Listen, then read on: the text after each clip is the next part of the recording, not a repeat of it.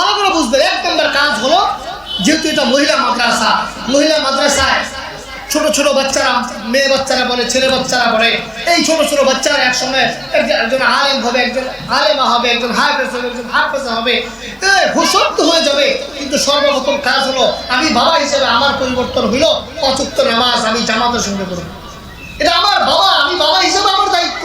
যেহেতু আমার সন্তান মাওলানা নূর হুসাইনের মাদ্রাসায় দিছি, মাওলানা নূর হুসাইনের মাদ্রাসা মার্কাজুল কুরআন ওয়াস সুন্নাহ, এই আসলের মাদ্রাসায় আমি আমার সন্তানকে ভর্তি করাইছি। এক নম্বর আমার বাবা হিসেবে কাজ হইল আমি 5 ওয়াক্ত নামাজ করব। 2 নম্বর কাজ, আমি হালাল রুজি উপার্জন করব, আমার সন্তানকে খাওয়াবো, আমার বিবিকেও খাওয়াবো। 3 নম্বর, আমি সুন্নতে খুব পাবন্দি করব, আমি নিজেও সুন্নতের অনুসারী হব, আমার বিবিকেও অনুসারী করব, আমার সন্তানকেও সুন্নত শিখাবো। পারবো তো ইনশাআল্লাহ। 4 নম্বর কাজ, বাপ-দাদাদের জন্য বেশি বেশি দোয়া করব। কি করবো বলেন? দোয়া করব। আমার সন্তান মাদ্রাসায় দিছি বাস আলেম হইবে এমনটা না, সন্তানকে মাদ্রাসা দিয়ে বেশি বেশি দোয়া করা। আল্লাহ, আমার সন্তান কলিজার টুকরা, তোমার দিন শেখার জন্য দিছি, তুমি আমার সন্তানকে হাফেজ বানায় দাও, আমার সন্তানকে হক্কানি আলেম বানায় দাও, আমার সন্তানকে বুজুর্গ বানায় দাও, আমার সন্তানকে দিনের বড় দাঁড়ি বানায় দাও। বেশি বেশি বাবা কাজ হতে দোয়া করো, মার কাজ বাবার কাজ বেশি বেশি দোয়া করো। করবো তো ইনশাআল্লাহ। হ্যাঁ, বাবারা যারা আসি বেশি বেশি এই 4টা আমল করবো, পারবো না? আর মা যারা আসি তাদের 1 নম্বর কাজ হলো, আর সময় নাই, আর সময় নাই, আমার সন্তান মাদ্রাসায় ভর্তি হয়েছে, এখন আমি পরিপূর্ণভাবে খাস পর্দার মধ্যে ঢুকে যাব। পারবো তো ইনশাআল্লাহ। খাস পর্দা করব। এখন তো আমাদের পর্দা তো ডিজিটাল পর্দা। কি বলেন? ডিজিটাল পর্দা। কেমন পর্দা করো? ডিজিটাল পর্দায় তো মোবাইলের মধ্যে সব দেখা যায়। এখন আইসা যা যে মোবাইলের মধ্যে লেখে আমি পর্দাশীল নারী হয়ে গেছি। পর্দাশীল নারী কেমন? হাতে মোজা, পায়ে মোজা, জামা পরে, সুন্দর এক হিজাব লাগায়, চেহারাটা দেখায়, আর বলে আমি এখন থেকে পর্দাশীল হয়ে গেছি। আছে না নাই বলে? দেখলে মনে হয় কনফার্ম জান্নাতি এমন অবস্থা, মনে জান্নাতে চলে গেছে। চেহারা দেখা কি জায়েজ বলেন? কথা বলেন, চেহারা দেখা কি যায়? আবার এমন এমন বোরকা পরে, মা গো, আপনাদের উদ্দেশ্য করে বলি না, যে সমস্ত মা বোনেরা পরে তাদের জন্য আফসোস লাগে। আমিও তো একটা মায়ের সন্তান, আমারও তো মা আছে, আমারও তো বিবি আছে, আমারও তো 2টা বোন আছে। সকলকে উদ্দেশ্য করে কথাগুলো বলতেছি, এতগুলো মিডিয়া শুনতেছে, হয়তো সারা বিশ্ব চলে যাবে। এই বয়ান আমার মা শুনতে পারে, আমার বোন শুনতে পারে, আমার বিবিও শুনতে পারে, আমার মেয়েও শুনতে পারে। সকলকে উদ্দেশ্য করে বলি, এমন পর্দা করবেন না, এমন পর্দার কোনো দরকার নাই। ইসলামে আরো অবমাননা, ঠিক কিনা বলেন? এমন ভাবে বোরকা পরে, বোরকা কাকে বলা হয়? বোরকা বলা হয়, বোরকা কাকে বলা হয়? বোরকা বলা হয় এমন একটা কাপড় দিয়া নিজের শরীরকে আবৃত করবে, যে শরীরে অঙ্গ প্রত্যঙ্গ যেন না দেখা যায়, এটাকে বলা হয় বোরকা। আর এখনকার জামানার কত স্টাইলে বোরকা বের হয়েছে, যে আপনার হাতের বাহু কিরকম, আপনার হাতের কুপ্তি কিরকম, আপনি হাতলে অঙ্গ প্রত্যঙ্গ নড়াচড়া করে, এটাও বোরকার উপর দিয়ে দেখা যায় কিনা? আছে না? এটা তো বোরকা হইল না, এটা তো বোরকা হইল না। এটাও শয়তানের একটা নেক্সট শুরুতে ঢুকা, ঠিক কিনা বলেন?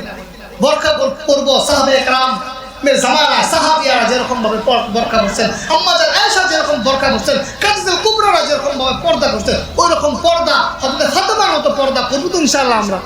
এজন্য 1 নম্বর মা বোনদের কাজ হলো পরিপূর্ণ পর্দার মধ্যে অংশগ্রহণ করা। পারবো তো ইনশাআল্লাহ? পর্দার মধ্যে পরিপূর্ণভাবে পর্দায় অংশগ্রহণ করব। অনেক প্রশ্ন করতে পারে, হুজুর আমরা তো পর্দা করতে চাই, কিন্তু সমাজের কত ঝামেলার কারণে পর্দা করতে পারি না। আমরা তো চাই, ইচ্ছা করি যে খাস পর্দা করবো, পরিপূর্ণ পর্দার মধ্যে ঢুকে যাব, এলাকার চাপে, বাসার চাপে, পরিবারের চাপে আমরা পারি না। অনেক মা বোনরা আসলে নাই বলেন, অনেকে আছে ইচ্ছা করে খাস পর্দা করবে, কিন্তু শ্বশুর শাশুড়ির জন্য পারে না, স্বামীর জন্য পারে না, এলাকার মানুষের জন্য পারে না, অমুক আত্মীয়র জন্য পারে না। আসলে নাই বলেন? আল্লাহ তাদেরকে হেদায়েত নসিব করুন, সকলে বলি আমিন। যারা পর্দা করতে সহযোগিতা করবে না, বরং পর্দার ব্যাঘাত ঘটাবে, আল্লাহ মালুম, আল্লাহ ভালো জানেন আল্লাহ তাদেরকে কোন জাহান্নামের মধ্যে দেবেন, তারাই ভালো জানেন কোন জাহান্নামে আল্লাহ তাদেরকে রাখবেন। এজন্য আমরা যারা স্বামী আছে, আমাদের উচিত বিবিদেরকে পর্দার মধ্যে সহযোগিতা করা।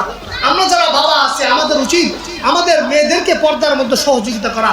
আমরা যারা শ্বশুর শাশুড়ি আছি, আমাদের উচিত আমাদের বৌমাদেরকে পর্দার মধ্যে সহযোগিতা করা। আমরা যারা এলাকায় আছি, আমাদের উচিত আমাদের মা বোনদেরকে খাস পর্দার জন্য সহযোগিতা করা। করবো তো ইনশাআল্লাহ? এই জন্য মহিলারা 1 নম্বর কাজ হলো মা, 1 নম্বর কাজ হলো সন্তান মাদ্রাসায় দিয়েছেন, আপনার কাজ হলো পর্দার ভিতরে ঢুকে যাবে। পর্দা করবো তো ইনশাআল্লাহ, সকালে বলেন পর্দা করবো তো ইনশাআল্লাহ, জোরে নিয়ত করে ফেলেন না, পর্দা করবো তো ইনশাআল্লাহ। হাত তুলবো, হাত আমি দেখি না পর্দার আড়ালে যে মা বোনেরা আছেন, আল্লাহর জন্য হাত তুলে উঠান যে আল্লাহ, এই যে সুলাইমান ভাই সুদূর আমিন বাজার থেকে আইসা আমাদের এখানে বয়ান করে দিতেছে, সুলাইমান ভাই ওয়াদা করাইছেন মাওলা আমরা আজ থেকে নিয়ত করলাম খাস পর্দার মধ্যে ইনশাআল্লাহ আমরা ঢুকে যাব, খাস পর্দা করবো, পারবো তো ইনশাআল্লাহ। বাকিটা আল্লাহ আল্লাহ আল্লাহর উপর ছেড়ে দেন, আল্লাহ কি করে ইনশাআল্লাহ। কিন্তু আপনার নিয়ত থাকতে হবে যে আমরা খাস পর্দা করবো, পারবো ইনশাআল্লাহ। এই জন্য আমাদেরকে অনেকে প্রশ্ন করে হুজুর কার সামনে পর্দা করবো, কার সামনে পর্দা করবো না, প্রশ্ন জাগে কি জাগে না বলেন। এই কতগুলো আমি মানুষের ব্যক্তিদের নাম বলে দিতেছি, এই মানুষের সামনে আপনাকে পর্দা করতে হবে না, বাকি সকলের সামনে পর্দা করতে হবে। খুব মনোযোগ সহকারে শুনেন, আমি এখন বলবো কাদের সামনে আপনি পর্দা করবেন না। এইগুলো যদি আপনার জানা থাকে তাহলে বুঝতে হবে কাদের সামনে পর্দা করা যায়, কাদের সামনে পর্দা করা যায় না। 1 নম্বর হলো নিজের বাবার সামনে পর্দা করতে হয় না। কার সামনে বলেন? বাবা। 2 নম্বর ছেলের সামনে পর্দা করতে হয় না। 3 নম্বর আপন ভাইয়ের সঙ্গে পর্দা করতে হয় না। 4 নম্বর নানার সঙ্গে পর্দা করতে হয় না। 5 নম্বর দাদার সঙ্গে পর্দা করতে হয় না। 6 নম্বর দুধ ভাইয়ের সঙ্গে পর্দা করতে হয় না। 7 নম্বর আপন মামার সঙ্গে পর্দা করতে হয় না। মামা তো হাজার প্রকৃতির মামা আছে, এলাকারও মামা আছে, রিক্সারও মামা আছে, আছে না নাই বলেন? তো আপন মামা যে এই মামার সঙ্গে কি করতে হয় না? পর্দা করতে হয় না। আপন ভাতিজার সঙ্গে পর্দা করতে হয় না। আপন ভাগিনার সঙ্গে পর্দা করতে হয় না। এরপর চাচা যারা আছেন, আপন চাচা ভালো করে বুঝবেন, জামাইয়ের চাচা যারা আছে এরা না, আপন চাচা যারা এলাকার প্রতিবেশী চাচা না, যারা আপন চাচার সঙ্গে পর্দা করতে হয় না। এরপরে শ্বশুরের সঙ্গে পর্দা করতে হয় না। সৎ ছেলে যারা আছে সৎ ছেলের সঙ্গেও পর্দা করতে হবে না। আর একটা কথা হলো, যারা আমরা মেয়ে বিবাহ দিছি, মেয়ের জামাইয়ের সামনে পর্দা করবো কি করবো না, প্রশ্ন জাগে কি জাগে না বলেন?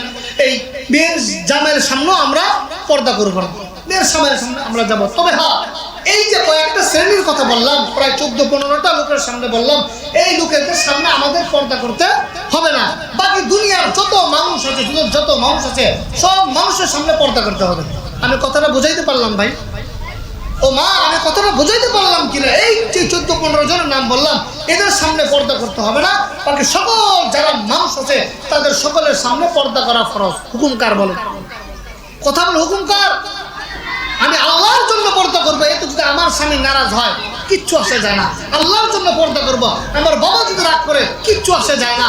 আমার বোন যদি নারাজ হয় আমার কিচ্ছু আসে যায় না। আমার পাড়া প্রতিবেশী যদি নারাজ হয় আমার কিচ্ছু আসে যায় না। আমার আল্লাহকে অসন্তুষ্ট কইরা, আমার আল্লাহকে নারাজি কইরা আমার পর্দা আমি নষ্ট করতে পারবো না। আমার আল্লাহ যে কাজে খুশি না সেই কাজে আমি খুশি না। আমার আল্লাহ যে কাজে খুশি আমি সেই কাজে খুশি। সেই জন্য যদি আমাকে জীবন দিতে হয় জীবন দিব, সেই জন্য যদি আমাকে মরতে হয় আমি মারা যাব। এরপরও পর্দাবিহীন কোনো কাজ করব না। পারবো তো ইনশাআল্লাহ? এইবার ভালো করে বুঝেন পর্দা কি জিনিস, ভালো করে বুঝেন পর্দা কি জিনিস। 3টা জিনিসের নাম পর্দা। কয়টা জিনিস বলেন? 1 নম্বর বুঝেন, পর্দা হলো 3টা জিনিসের নাম। 1 নম্বর কাজ হলো নিজের চোখকে হেফাজত করা। নিজের চোখকে কি করা ভাই? হেফাজত করা। এই চোখ দিয়ে কোনো বেগারা পুরুষকে দেখবো না। পারবো তো ইনশাআল্লাহ? বেগারা পুরুষকে দেখবো না এবং কোনো পুরুষকে দেখে কল্পনা জল্পনা এই চোখ দিয়ে আনবো না। পারবো তো ইনশাআল্লাহ? 1 নম্বর পর্দার নিয়ম 1 নম্বর হলো চোখের হেফাজত করা। 2 নম্বর লজ্জা স্থানে হেফাজত করা। কি বললাম? 2 নম্বর লজ্জা স্থানে হেফাজত করা। 3 নম্বর হইল নিজেকে সদা সর্বদা এক জায়গার মধ্যে আবদ্ধ রাখা। এক জায়গার মধ্যে কি করা? আবদ্ধ রাখা। বাজারে যাওয়া আমাদের ফ্যাশন হয়ে গেছে, মার্কেটে যাওয়া আমাদের ফ্যাশন হয়ে গেছে। আল্লাহর কসম খায় বলি, আমরা এমন এক মায়ের সন্তান, আমার মাকে কোনোদিন আমি বাজারে যাইতে দেখি নাই, কোনোদিনও না। আমার চাচিকে কোনোদিন আমি বাজারে যাইতে দেখি নাই। আজও পর্যন্ত তারা বৃদ্ধা হয়ে গেছে, আজও পর্যন্ত আমার চাচিরা কোনোদিন বাজারে যায় একটা পয়সা 1 টাকার কোনো সামলায় কিনে জীবনে কিনে না। আমার চাচিদেরকে যদি এখন বাজারে ছেড়ে দেয়, আমিন বাজারে, ওনারা এখনো ভয় পায় যে আমি বাসায় আসতে পারবো না। বুঝেন? তারা এখন আমাদের বাসা আমিন বাজার তারা ভালো করে চিনে না। তো আমাদের মা বন্ধু তো এরকম হওয়া উচিত, ঠিক কিনা বলেন? তো মেরা মুহতারাম হাজরিন, আমরা আগে নিজেদেরকে পর্দার মধ্যে ঢুকাই, মা বোন যারা আছি পর্দায়, খাস পর্দা ঢুকে গেলে আমাদের সন্তানগুলো ইনশাআল্লাহ নেককার হয়ে যাবে, নেক হয়ে যাবে ইনশাআল্লাহ। পারবো তো ইনশাআল্লাহ?